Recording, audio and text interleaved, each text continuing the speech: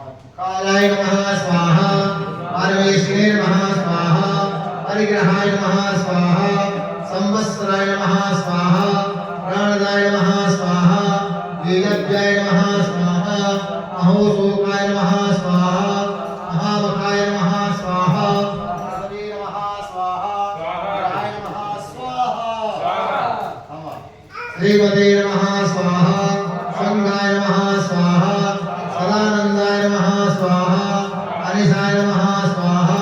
सासुकाय नमः स्वाहा विशोकाय नमः स्वाहा अर्जिताय नमः स्वाहा कुंभाय नमः स्वाहा विशोधनाय नमः स्वाहा अनिरुद्धाय नमः स्वाहा प्रद्युम्नाय नमः स्वाहा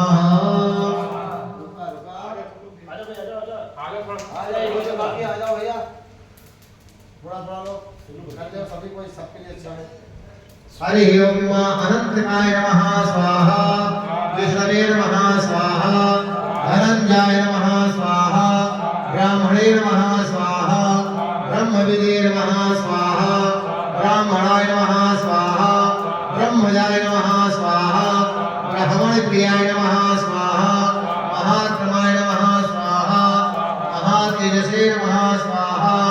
महायज्ञाय नमः स्वाहा अशोकाय नमः स्वाहा तरणीधराय नमः स्वाहा हरि ओम विष्णु विष्णु विष्णु राधा श्रीराम राहुल विष्णु विशिष्टायाम शोभनिधौ